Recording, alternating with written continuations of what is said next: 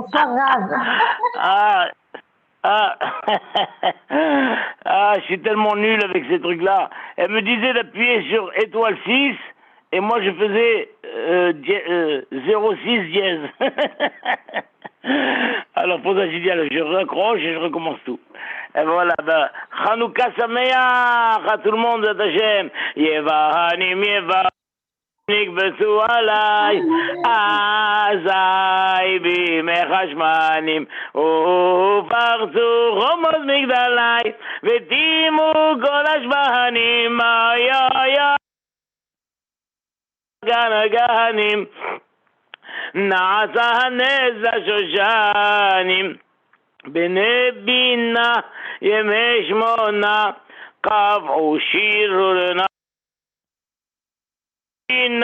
يمشم قابعوا شير رنانيم يبانيم نقبسوا علي عزاي بيم خشمانيم وفرسوا خمس مقدلاي وديموا كل أجبانيم يا يومين أطاقان قانيم ناسا نزا شوشانيم بنبينا يمشمونا קבעו שיר ורננים בני בינה ימי שמונה קבעו שיר ורננים היוונים נכבשו עליי אזי בימי חשמנים ופרסו חומות מגדלי וטימו כל השמנים היוונים נכבשו עליי אזי בימי חשמנים ופרסו חומות מגדלי וטימו כל השמנים ומינות הגן כהנים קנקנים נזע שושנים בני בינה ימי שמונה קחו שיר ורננים ומינות ארכן כהנים קנקנים נזע שושנים בני בינה ימי שמונה קחו שיר ורננים. Alors vous devez m'imaginer en face, assis en face de Hanoukia, à Bnei Brak, sous le ciel très doux d'Eretz Israël, avec une atmosphère merveilleuse. Toutes les fenêtres en face de moi sont toutes allumées, tout, partout. Une ville entière allumée de Nérot, un pays entier, on pourrait dire, extraordinaire. Et voilà, je suis assis en face de Hanoukia et je vous parle d'Eretz Israël et j'espère vous influer la Kdusha d'Eretz Israël, Be'ezrat Hashem. Alors voilà mes amis, nous allons lire ce Shabbat. Je me suis dit, tiens, c'est l'occasion, puisque on va pas lire la Haftara traditionnelle, on va lire la Haftara de Hanouka. Alors la Haftara de Hanouka est tirée du livre de Zecharia. Vous savez que dans les prophètes, il y a ce qu'on appelle les 12 petits prophètes, disons. Ils sont pas petits du tout, ils sont très très grands, mais c'était des petites prophéties, des prophéties courtes. Certaines de ces prophéties n'ont qu'un seul chapitre. Alors, les Haramim ont eu peur que ces prophéties se perdent dans le temps, et ils ont réuni toutes ces prophéties dans un livre qui s'appelle les Trei Asar, les 12. D'accord? Donc il y a les grands prophètes, Ishaïa, Irmia, Yehezkiel, d'accord? Ça c'est des grandes prophéties avec 50 chapitres. Et puis il y a à la fin de livre ce qu'on appelle les Nevi'im Aharonim, les derniers Nevi'im. Alors il y a les 12 prophéties en quelque sorte. Et le dernier des prophètes, c'est Haggai, Malachi, Haggai et Malachi. Zecharia, Haggai, Malachi. Malachi, c'est le dernier des prophètes. Certains disent que c'était Mordechai et Yehudi. Et Zecharia, c'est la 11e, c'est l'avant-dernière. Donc Zecharia, ainsi que Malachi, étaient à l'époque, après la destruction du premier Beth Amikdash. Vous savez qu'il y a eu une période de 70 ans. Et les prophètes avaient annoncé Irmia avait annoncé qu'à la fin de ces 70 ans, on pourra reconstruire le deuxième Beth Amikdash. Et donc, tel que l'histoire de la Megillah s'est passée à la fin de 70 ans, avec Mordechai Yehudi, c'était lui le prophète Malachi, et Chagai, et Zecharia. Donc nous sommes ici, à la fin des 70 ans, avant la construction du deuxième Beth Amikdash, et donc ces prophètes-là ont prophétisé la construction imminente du deuxième Beth Amikdash, et ils ont vécu aussi le deuxième Beth Amikdash, et ils ont aussi prophétisé la destruction, malheureusement, du deuxième Beth Amikdash. Et donc Zecharia, c'est une prophétie qui se met sur combien, je vous dis là, 7, 8, 9, voilà, 9 chapitres. 9 chapitres, non plus que ça, 9, 10, 11, 12, 13, 14, voilà. 14 chapitres, d'accord, donc elle n'est pas si courte que ça, et dans ces 14 chapitres, alors tout est mélangé, donc il y a des prophéties qui concernent carrément la venue du Mashiach, et d'autres prophéties qui parlent de la construction du deuxième Beth Amikdash, et aussi, malheureusement, la destruction du deuxième Beth Amikdash. Alors cette semaine, la Haftara, elle est tirée du deuxième chapitre de Zecharia, qui commence donc dans le verset 14, 15, 16, 17, les 4 premiers psukim, c'est une vision sur la venue du Mashiach, carrément. Roni vesimchi bat Sion, ki hineni ba, besharanti betochech neum Hashem. Roni vesimchi, réjouis-toi et exulte de joie, bat Sion, toi la fille de Sion, car ça y est, je viens. C'est Hashem qui parle. Hashem dit, je viens. Besharanti betochech, et je résiderai parmi toi. Neum Hashem, parole d'Hashem.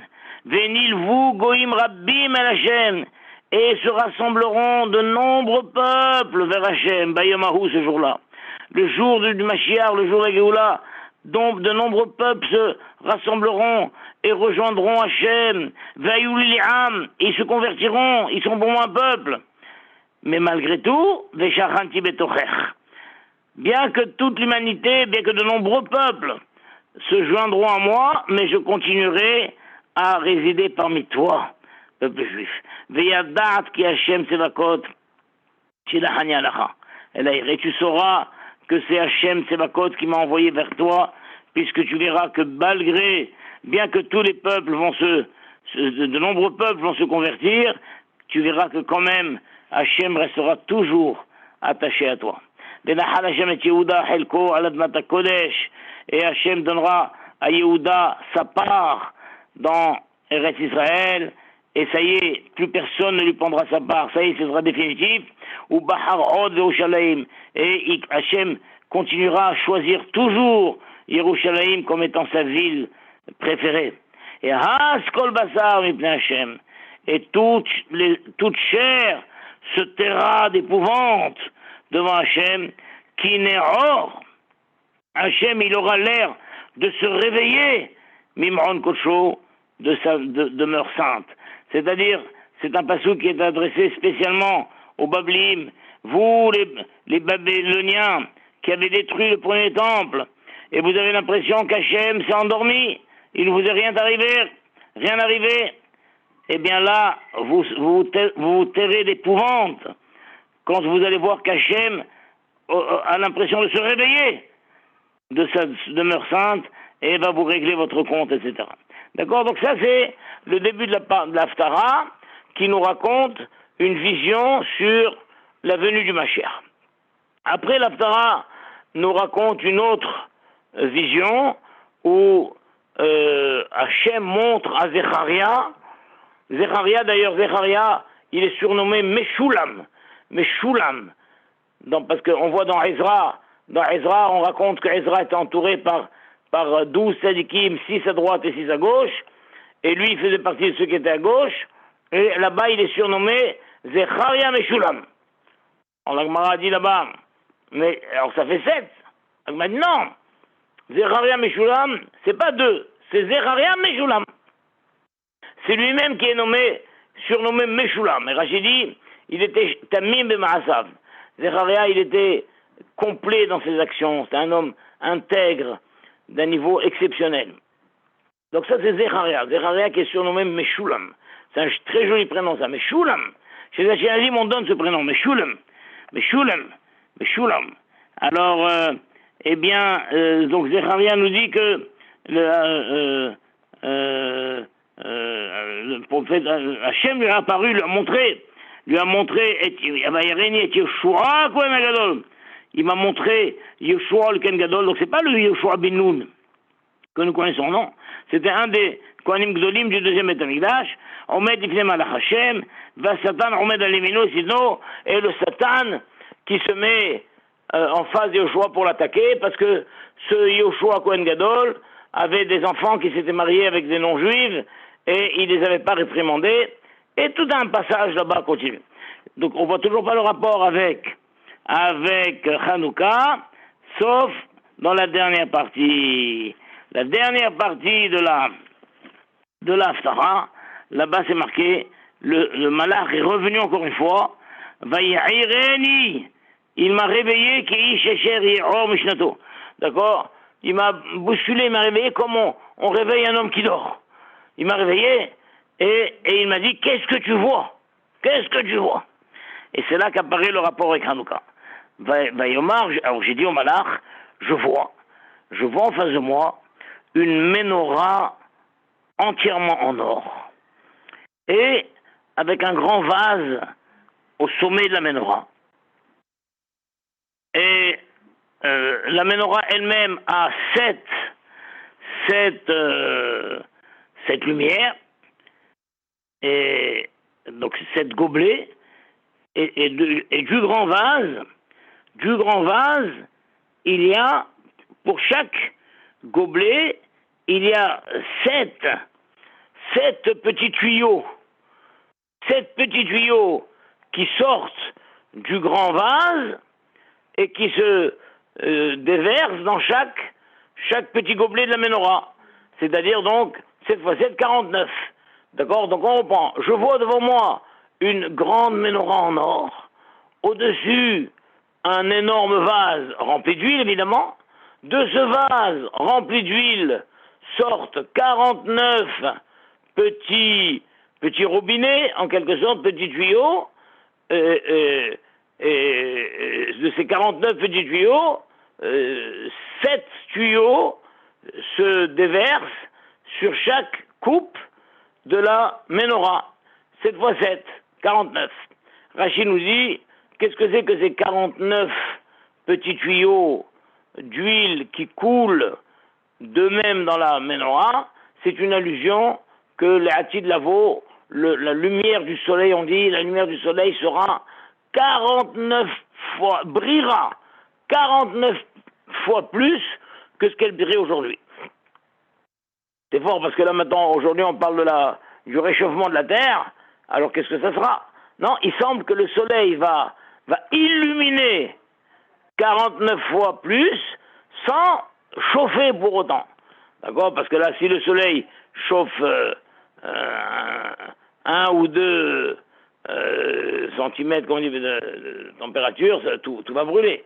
D'accord? Donc la chaleur du soleil ne sera pas plus forte, en tout cas on pourra la supporter, mais la lumière du soleil sera 49 fois plus intense. Donc sûrement c'est une lumière qui nous permettra de voir d'un bout du monde à l'autre, peut-être, on va savoir. D'accord? Donc ça c'est l'allusion à cette menorah qu'il voit devant lui avec 40. Et donc, et l'huile, d'où vient l'huile? Et il dit, et je vois, Veshnaim Zetinaria. Et je vois qu'il y a sur la menorah 2 oliviers, et Hanminagula et Hadazmala. Une à droite, un olivier à droite du grand vase, et un olivier à gauche du grand vase. D'accord? Donc il voit ça, et l'huile descend automatiquement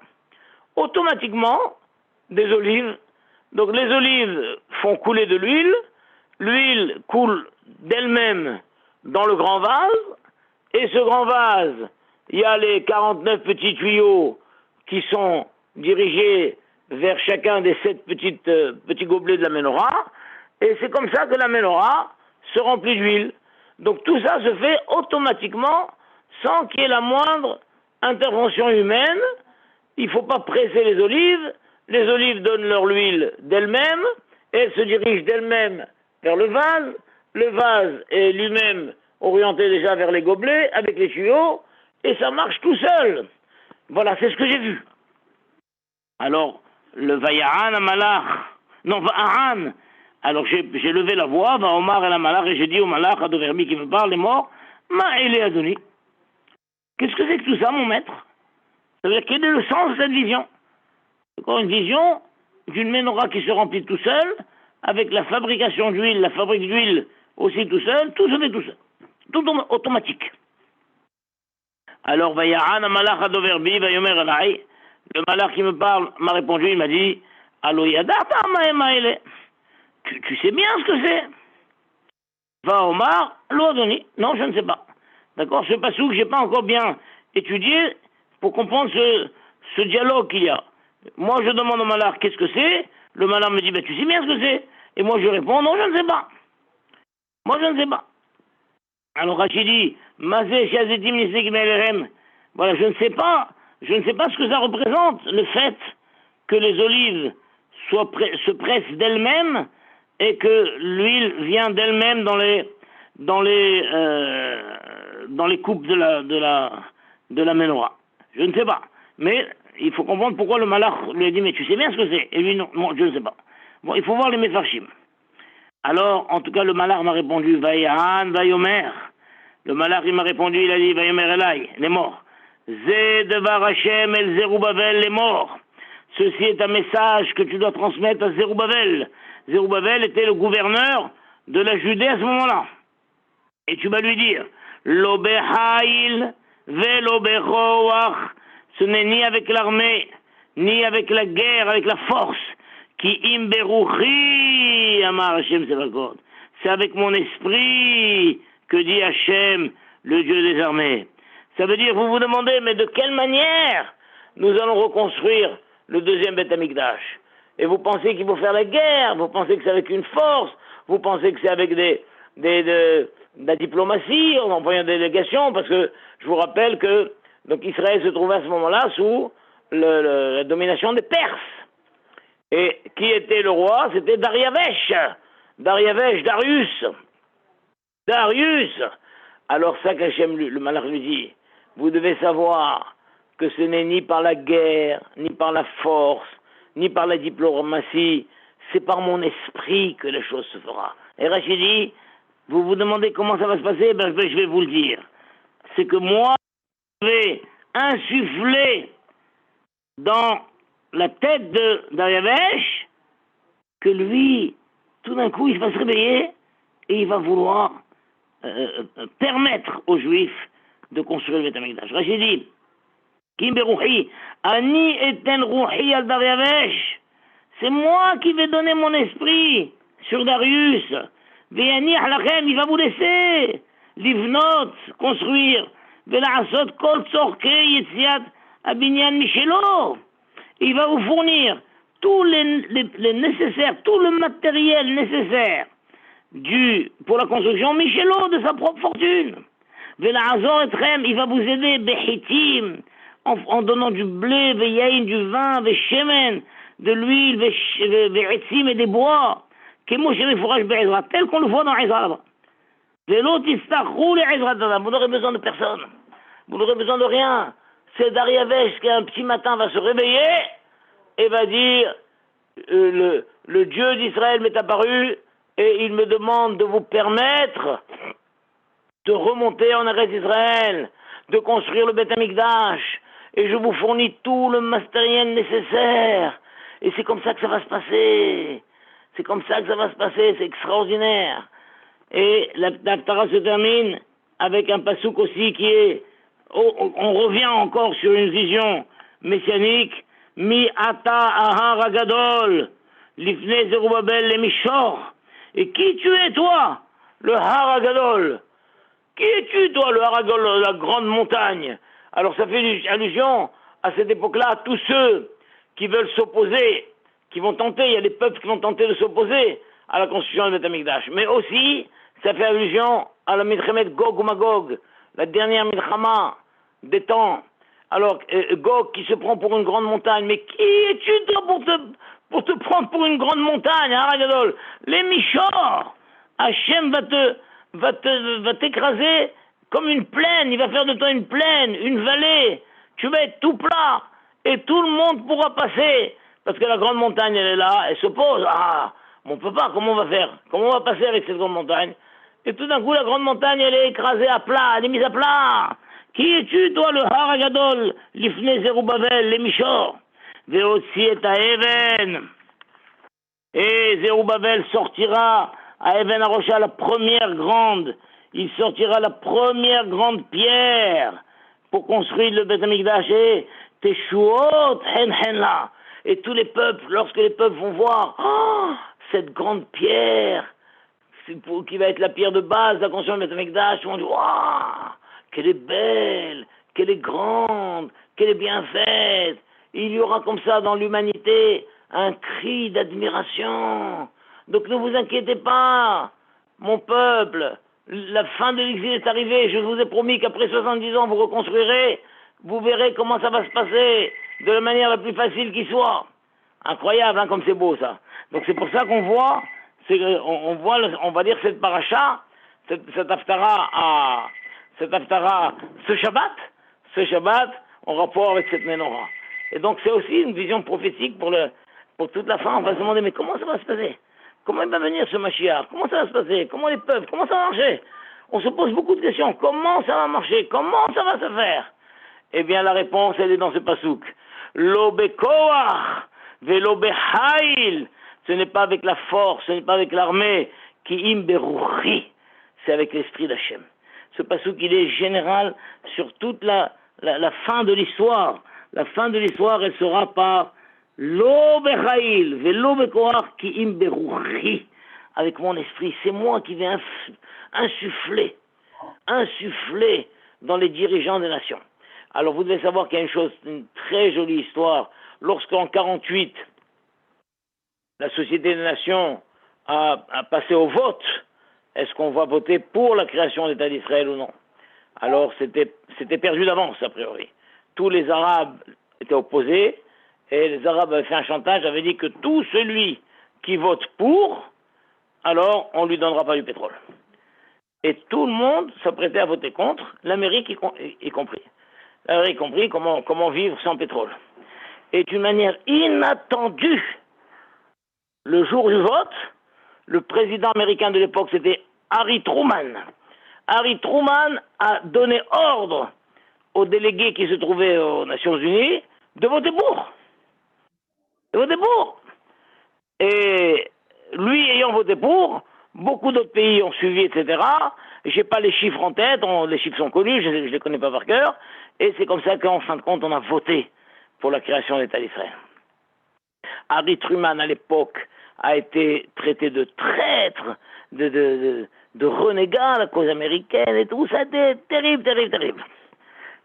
Mais c'était comme ça, et bon, Hachem s'est fait. Un jour, un député à la Knesset qui s'appelle Shlomo Lawrence est allé rendre visite en Amérique à Harry Truman, et dans la conversation, il lui a dit, mais, monsieur le président, comment ça se fait que vous avez voté pour? Alors il lui a dit, tu dois savoir, quand j'étais jeune, j'habitais dans un quartier juif. Et moi, j'étais le Shabbos Goy. Comme ça, il a dit Shabbos Goy. Vous savez, c'est quoi le Shabbos Goy? Le Shabbos Goy, c'est le Goy du quartier que les Juifs appellent le Shabbat pour éteindre la lumière. À l'époque, il n'y avait pas de minuterie. Et donc, après le repas, comme les gens dormaient dans la salle à manger, alors il fallait quelqu'un qui vienne éteindre la lumière. Et en plus, c'était pas l'électricité, sûrement, c'était des lampes à pétrole ou quoi.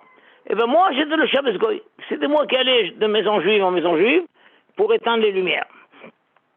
Et dans chaque maison, on me donnait à manger du repas du Shabbat. Et je mangeais le tchoun, je mangeais le kugel, chaque maison me donnait. Et j'ai encore dans la bouche le goût de la nourriture juive que j'ai mangée dans mon enfance. Mais c'est pas ça. Mon père, je crois qu'il était protestant, je sais pas. Mon père ne fréquentait pas l'église, l'oratoire, je sais pas quoi, mais il nous réunissait le dimanche matin et il nous lisait la Bible. Il lisait la Bible. Et à un moment, on est arrivé à ce passage où Darius a dit « Le Dieu d'Israël m'est apparu et m'a insufflé la volonté de permettre aux Juifs de construire le Beth Amikdash. » Et il nous a lu tout ce passage. Et comment Darius a donné tout le matériel, il a donné le blé, il a donné l'huile, il a donné le vin, il a donné le bois, etc., etc.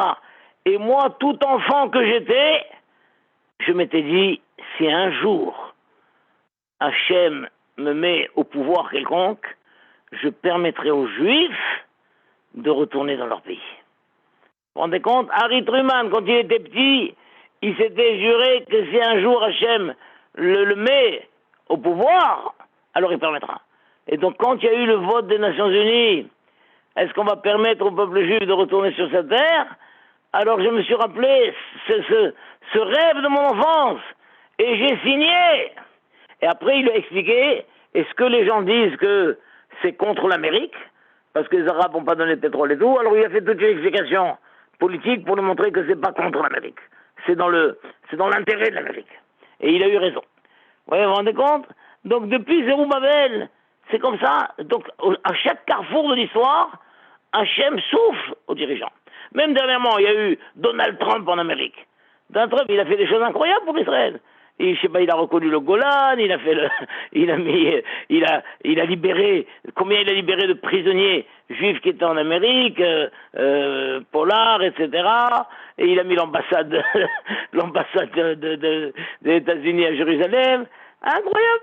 Alors on va savoir qu'est-ce qui a déraillé après, qui fait que il a perdu les élections. Parce que toujours, il faut rester humble, il faut toujours se reconnaître comme un envoyé d'Hachem. Et si quelqu'un à un moment dévie, c'est fini, il sort. Mais on voit, Donald Trump, à cette époque, il a fait des choses étonnantes. On pourrait considérer comme contre l'intérêt de l'Amérique et tout. Et tout d'un coup, il est allé la tête contre le mur pour le bienfait de Bnei Israël.